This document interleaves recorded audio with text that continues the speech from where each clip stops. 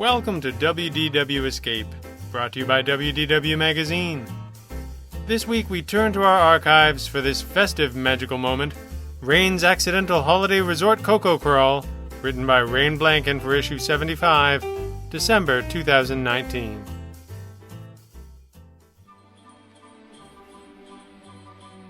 I walked up to the Epcot gates, ready for a holiday adventure around the world. I had my backpack, walking shoes, and ears on, everything a person needs to eat their weight in cookies and listen to tales of Christmas past. But Mickey's head on the turnstile wouldn't turn green. I smiled nervously at the cast member and scanned my annual pass again. When they asked me what kind of pass I had, it dawned on me. Blackout dates. I turned right around and headed for the monorail, feeling silly and a little embarrassed. Looked like I wasn't getting into a park today, but I knew there was more holiday fun to be had around Walt Disney World, namely the resorts. Here's how I found plenty of holiday cheer without stepping foot in a park. Ladies and gentlemen, this is our final boarding call, and the doors will be closing soon. I took the monorail to the Ticket and Transportation Center, and from there switched lines for a monorail straight for Disney's Polynesian Village Resort. It might not be your first instinct to visit an island paradise for the holidays, but the Polynesian has its own way of keeping up with that time of year. Since the decor here is light, I decided some hot cocoa from Captain Cook's would enhance my Christmas experience. It's one of the cheapest holiday treats to grab at a resort, right under $4, and this cup proved to be just the first of too many that day. The lobby is home to a Disney Christmas tree, the most opulent and breathtaking kind of tree you'll ever lay eyes on. This is one of the more humble trees of the resort. Yeah, only about 12 feet tall and alight with birds of paradise and island-inspired ornaments. I'm one of those people who are constantly rearranging the ornaments throughout the season on my tree at home, so you can bet I spent some time, cocoa in hand, staring into the soul of my first Disney Christmas tree of the season, and commented on ornaments with strangers. I am that Christmas weirdo.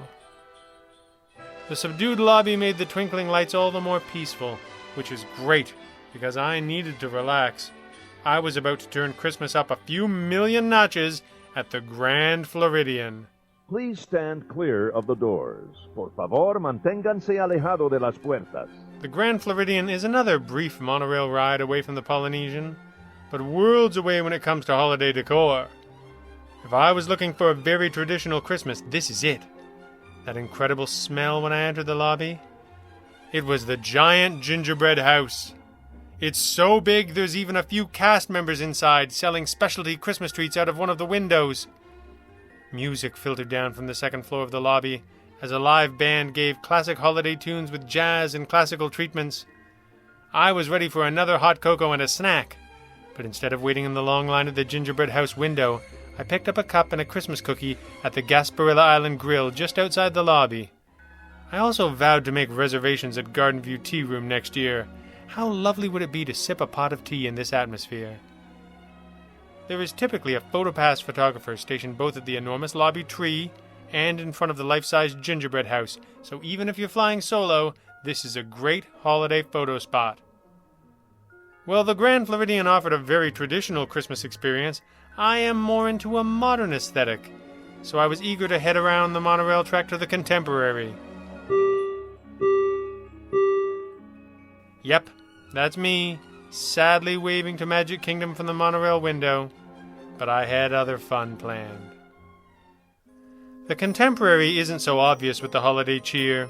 The 70-foot-tall tree there is outside and not as detailed in the trimmings, but I was looking for one Christmas curiosity in particular. Nestled behind the Fantasia Market, the brilliant Disney chefs have cooked up a different kind of gingerbread display. An 18-foot tribute to Mary Blair, the same artist behind It's a Small World and the giant Grand Canyon Concourse ceramic mural in the Contemporary lobby. The characters from Frozen debuted here in 2014 in front of Elsa's Ice Palace, but in 2017 Cinderella and her castle took the stage. It's a huge display, and the cutout style gives the perception these are gigantic Christmas cookies. At both the Contemporary and Grand Floridian, the chefs behind the confections will occasionally come out for a free-of-charge session to talk about their creations. Check signage nearby for posted times.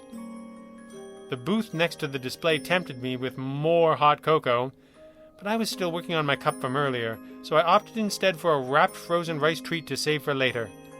I chatted with one of the gingerbread chefs, who gladly took my picture with his creation and reminded me I had completed my monorail circuit, but my resort hop didn't have to end with the Contemporary today. Powered by sugar and Christmas cheer, I took the chef's advice and headed out to the Contemporary dock to board the ferry. The short ride added a little adventure to my resort crawl as our boat chugged away from the gleaming, futuristic Contemporary toward the shade of the forest. I hail from southern Ohio, so getting away to the cabins of Kentucky and Tennessee are a Christmas pastime for us country folk. Disney's Wilderness Lodge plays directly to my heartstrings with its rustic decor and towering tree. If the Grand Floridian can feel a little too upscale for your down-home Christmas, then the Wilderness Lodge is a perfect spot to unwind by the enormous fireplace and soak in the holiday magic. The low lighting here is more along the lines of the Polynesian, and the scattered seating offers plenty of places to sit in awe of the tree, gleaming amid the 55-foot totem poles and 8 floors of imported Oregon pine. There is a treat table set up here, too, offering up German cookies and stolen bread. As I sipped my third hot cocoa of the day in front of a Christmas tree 3 times the size of my house, it became clear that my sugar rush was coming to an end. After a little real food at the Roaring Fork to balance out my sugary ambitions, I took the ferry back to the Contemporary and caught the monorail back to Epcot. As I walked out to my car, I realized that even though I had been turned away from hearing the storytellers at World Showcase at Epcot that day, I did come away with 4 very different interpretations of the Christmas spirit at 4 very different locations. I heard live music, saw some of the most incredible Christmas decor in existence, rode the monorail, had a boat ride, and chatted with other Disney fans, all for the cost of a few cups of cocoa.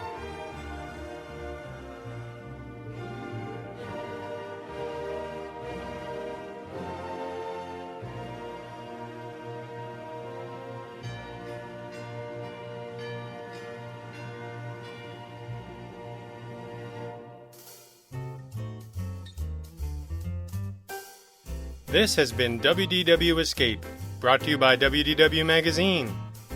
If you enjoy these programs, please consider leaving a rating or review wherever you get your podcasts. If you enjoyed this, you're sure to love the all-new content at WDW Magazine, available in print or digital editions. Visit wdw-magazine.com and escape with us today.